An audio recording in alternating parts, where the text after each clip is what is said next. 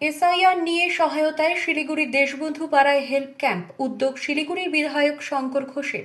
SIR নিয়ে সাধারণ মানুষের বিভ্রান্তি ও ভয়ের অবসান ঘটাতে শিলিগুড়ির দেশবন্ধু পাড়ায় হেল্প ক্যাম্প আয়োজন করলেন শহরের বিজেপি বিধায়ক শঙ্কর ঘোষ।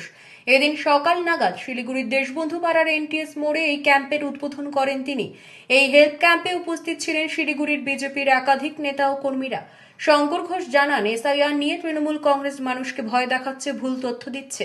তাই সাধারণ মানুষ যাতে সঠিক তথ্য ও প্রয়োজনীয় সহায়তা পান, সেই লক্ষ্যেই আমাদের এই উদ্যোগ। তিনি আরও বলেন যে কেউ যদি এসআইআর নিয়ে উদ্বেগে থাকেন, তারা এই ক্যাম্পে এসে সমস্ত রকম সহায়তা পাবেন। বিজেপির কর্মীরা তাদের পাশে থাকবেন।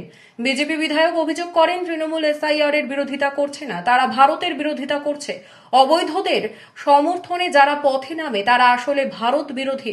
শঙ্কর ঘোষ জানান, এই এসআইআর হেল্প ক্যাম্প মানুষের প্রয়োজনে সব সময় খোলা থাকবে, যাতে কেউ ভুল তথ্য বা আতঙ্কে না ভোগেন। এসআইআর হেল্প ক্যাম্প আজকে এসআইআর শুরু। এখানকার শাসক দল এসআইআর কে নিয়ে মানুষকে ভয় দেখায়। এসআইআর যে একটা ভোটার বান্ধব প্রসিডিওর, বুথ লেভেল অফিসাররা কিছু এদিক ওদিক থাকতে পারে, কিন্তু বেশিরভাগ বুথ লেভেল অফিসাররা তারা জানে যে তারা সরকারি আধিকারিক, তাদের দায়িত্ব কি। তো আমরা ইসিআই এর যে সমস্ত নির্দেশিকা আছে, যে কোনো মানুষের যে কোয়ারিজ আছে, ফর্মটা কিভাবে ফিল আপ করাতে হয়, সেই জিনিসগুলো মানুষেরকে যারা জানতে ইচ্ছুক তাদেরকে জানানোর চেষ্টা করছে। ওরা এসআইআর এর বিরোধিতা করতে পারবেন, ওরা ভারত বিরোধিতা করতে পারবেন। দেখেন, ভয়ের কোন মূল বিষয় হচ্ছে বৈধ ভোটারের নাম এমনি থাকবে, আর এরা বলছে বৈধ ভোটারের নাম কাটা গেলে। এরা কখনো বলছে না যে অবৈধ ভোটারের নাম থাকা চলবে না। তার মানে এরা অবৈধদের সমর্থনে নামছে। তো অবৈধদের সমর্থনে যারা রাজনীতি করে তারা তো আর যাই হোক ভারত প্রেমী হতে পারে না, ভুল বোঝাচ্ছে নিজেদের স্বার্থে। যাদের ওই আমাদের মাননীয় মুখ্যমন্ত্রী একজন তৃণমূলের বিধায়ককে বলেছিল, তুই তো বোম বাঁধিস।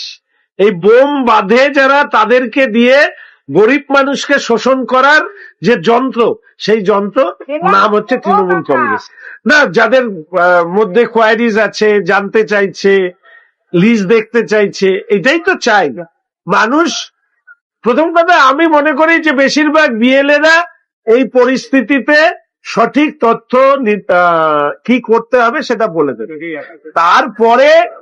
তারপরেও মানুষের সংশয় থাকলে, আমার কাছে বিএলও কোন বুথে কে তার নাম নাম্বার আছে, ফলে সেই লিস্ট দেখে, ধরুন বাইরে একজন এসে বললো আমি তো বাইরে থাকি, তাহলে বুথে বিএলও নাম্বার দিয়ে দিলে সে তার সাথে গিয়ে যোগাযোগ করে নেবে। বেশ সহজ হিসাব।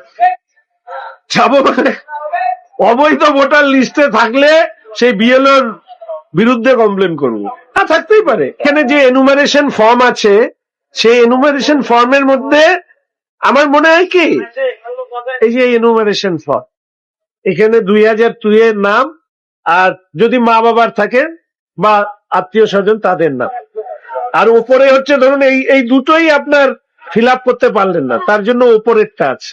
এইবার এই উপরেরটা থাকলে যে শর্টিং হবে, সেই শর্টিং এর সময় আপনাকে আবার হিয়ারিং এর ডেট দেওয়া হবে। সেই হিয়ারিং এর সময় 12টি কাগজ, যেরকম আমাদের 9ই ডিসেম্বর থেকে 31শে জানুয়ারি, প্রায় 2 মাসের কাছাকাছি হিয়ারিং এর টাইম থাকবে।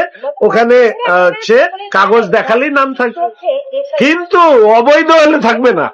ফলে যারা অবৈধ, এবার ভারতবর্ষকে প্রণাম জানান, যেখান থেকে এসছেন সেখানে যান। আর উদ্বাস্তু হিন্দু, তাদের এই লিস্টে নাম রাখার দায়িত্ব ভারত সরকারের, কেন্দ্রের সরকারের। নরেন্দ্র মোদী মাননীয় প্রধানমন্ত্রী, তিনি দায়বদ্ধ। ফলে হিন্দু উদ্বাস্তুদের কোনো ভয় নেই।